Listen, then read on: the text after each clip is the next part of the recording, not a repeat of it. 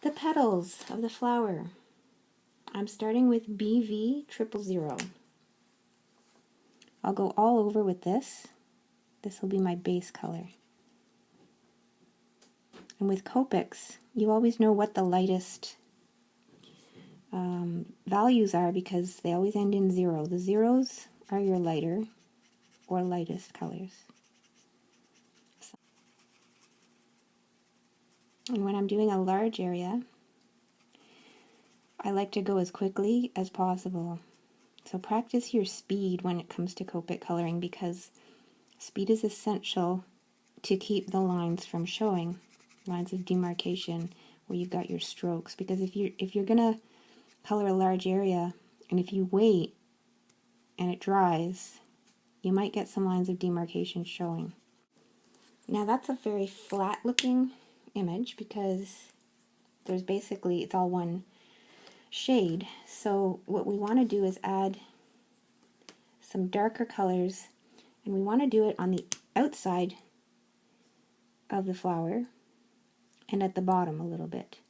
And the reason for that is because this flower is rounded outwards towards you, and I want it to appear that way. So the lighter shades coming outwards will have less shadow. It'll be more in shadow on either side and at the bottom. I've got BV02 now, and what I'm going to do is I'm going to make lines just like I did with the hair, and I'm going to follow these lines that are drawn on the image because petals on flowers have ridges.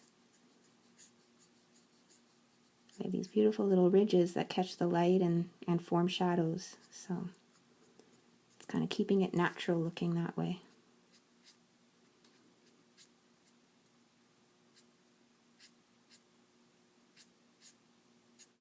Again, keep the touch to the paper very, very light.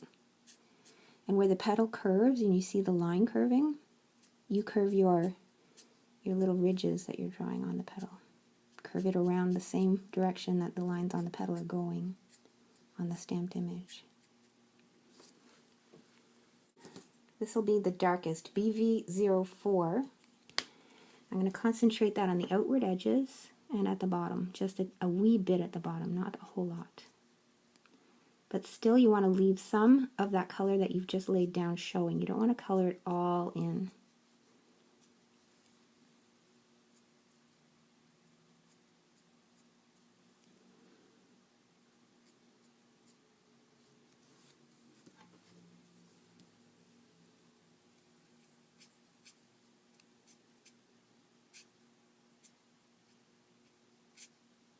Trying to be careful not to go into this area where it's supposed to be green later. I don't want to have to erase a whole bunch of lines that aren't meant to be there, and I just got one there, just talking about it. Just a wee bit of the dark shadow on the front petals because they're coming at you, so they're going to have more light. But they are near the bottom, so they're receding away from us, so they do have to have some shadow. Otherwise the flower is going to look flat, like it's not three-dimensional. I'm going to come back in with BV000.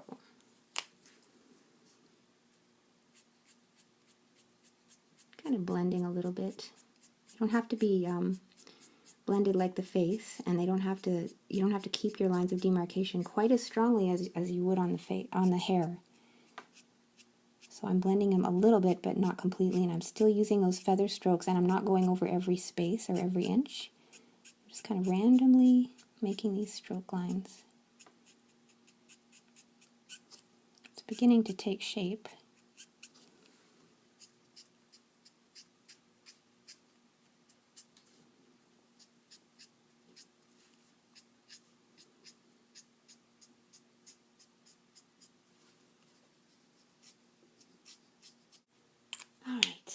Now, I feel as though this needs to be blended out more, so I'm going to go back to BV02, see if I can get some blending going on here, just a wee bit more.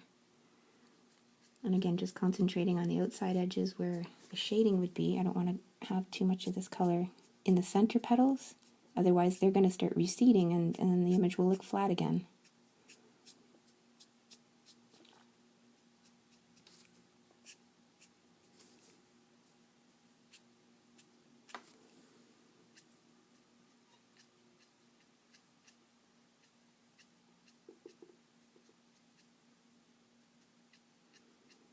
Oh, I see some places where I've really gone over the line, so let's get that fixed. I'm just pushing the color towards the line without going over it. This is 0, which is colorless blender pen. Great for fixing mistakes like this.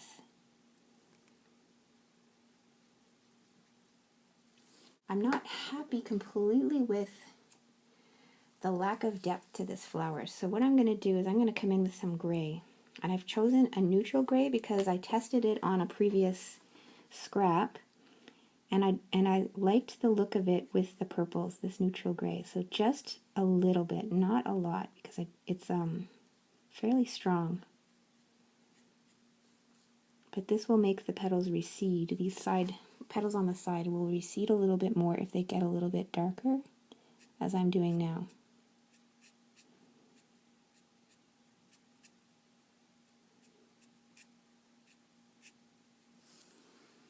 To give it more of that rounded appearance of a flower.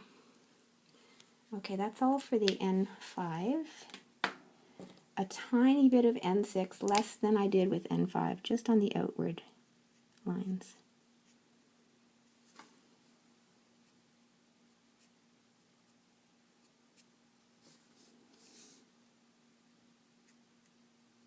There we go. Like how the grays always look gray when you put them on. So what I do is I always come back in with whatever hue I'm using. I'll take the darkest shade of the hue I'm using. In this case, it's B04. And then I go over wherever I've put gray so that it doesn't look like gray anymore. It actually just looks like a darker version of that purple hue.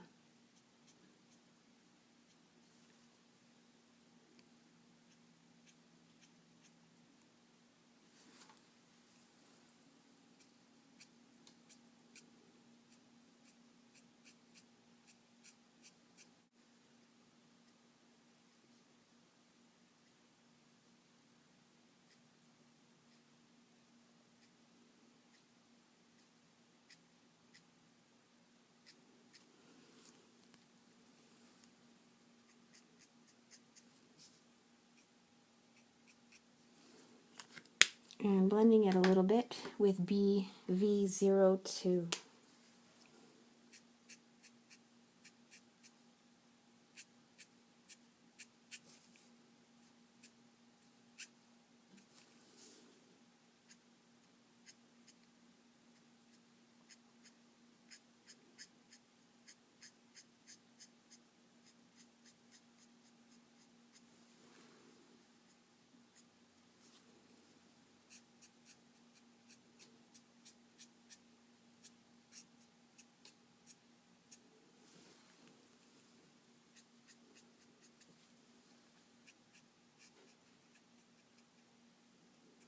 I'm starting to like the look of this. I still think it needs a little bit more texture, so I'm just going to keep adding more of these petal ridges. Just randomly brushing my pen, flicking it, very random. Following what I've already put down so that it's not a dramatic change. And I'm not covering the whole area. Oh, it's hard to get in this area and keep this the correct angle for the camera.